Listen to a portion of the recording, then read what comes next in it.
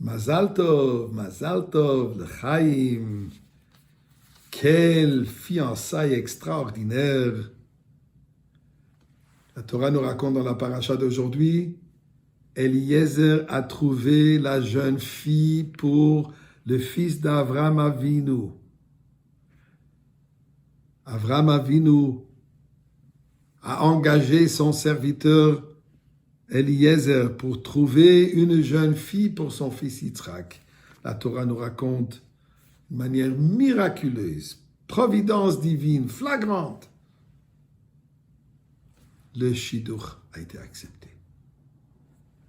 Dans ce sens où nous voyons la providence divine dans tout, particulièrement dans les shidduchim, je voudrais partager une belle histoire à propos d'un autre shidduch que Dieu, encore une fois, a arrangé. Dans les années 1800, dans la ville de Vilna, un grand talmudiste, un grand rabbin au nom de Rashash, Rabbi Shmuel Strachon, qui était érudit, aussi un homme très confortable. Les affaires qu'il avait, et c'était un homme extrêmement généreux.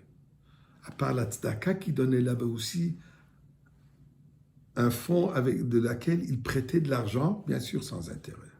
Un jour, un pauvre individu vient chez le Rashash et il fait un emprunt de 400 roubles, une somme importante à cette époque. Une date de repaiement arrivée, cette personne se rend chez le Rashash pour lui rembourser la dette. Mais il s'avère qu'il était en train d'étudier et très engagé dans son étude.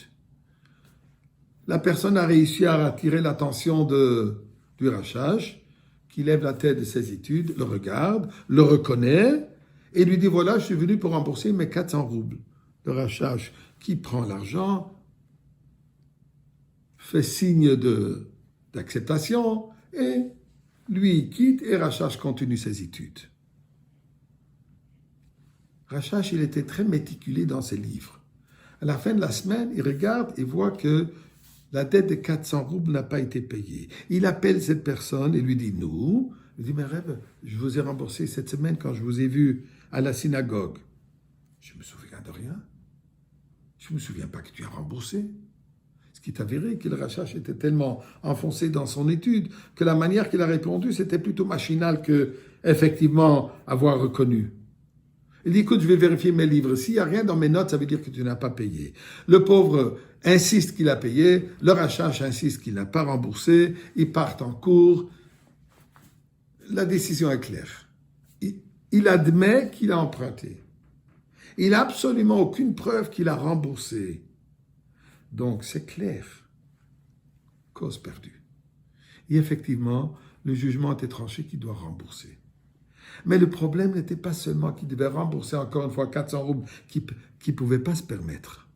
Mais ce qui est arrivé, c'est que cette personne a été rejetée de par toute la communauté. Puisque finalement, c'était quoi ce litige? Qu'il a accusé le Rashash de mentir. Non seulement d'après l'opinion de jugement et de la communauté qu'il a essayé de voler le Rashash de 400 roubles de ce fonds, mais en plus, il le traite de menteur. Il a même pris en cours. Quelle honte! Et le pauvre s'est fait complètement, presque renvoyer de la communauté. Il a tout perdu. Même son fils, qui était un bon élève de la yeshiva, a dû quitter la ville puisqu'il ne pouvait plus prendre ce stress. Un an plus tard, le Rashash reprend cette Gemara et tout à coup, il trouve parmi les pages de la Gemara, quelque part cachées, ces 400 roubles. Il dit, « Oui, Ribono shel olam. Dieu, mais ça doit être les 400 roubles que j'ai accusé le pauvre homme de ne pas avoir remboursé. Quelle honte! Quelle horreur j'ai fait! J'ai causé une personne de tout perdre. Tout ça par ma négligence. » Il l'appelle tout de suite, il dit, d'abord prends tes 400 roubles, comment je peux m'excuser devant toi? Le pauvre homme lui dit, écoute, je ne sais pas comment te pardonner. Moi, je suis un homme ruiné. Même si les gens vont savoir que tu m'as remboursé, tout ce que tu vas leur raconter, les gens ne vont pas le croire, ils vont dire que certainement tu as eu pitié de moi, tu vois que j'ai plus de quoi vivre, tu as décidé de me donner un don de 400 roubles. Je suis ruiné. Je ne vais pas te pardonner. Tout à coup, le Rachash, il a une idée. Tu sais quoi? J'ai une offre à te faire. Tu as un fils, un grand ami Chacham, je vais le prendre pour un gendre. Il va marier ma fille. Là, tout le monde va reconnaître la vérité. Et effectivement, c'est ce qu'ils ont fait. Dans ce sens, je m'adresse à Kadosh Baruch Hu. Le moment du don de la Torah, Har Sinai, c'était les fiançailles entre Kadosh Baruch Hu et nous. Il est temps qu'on aille au mariage. Le mariage, c'est la Geoula. Ribbon Shel Olam. Nous, on est prêts pour le mariage. Toi aussi. Alors, allons au Beth Amikdash et on va chanter Siman Tov ou Mazal Tov, au mariage absolu d'Am Israël avec Akadosh Baruch Hu dans la Geoula.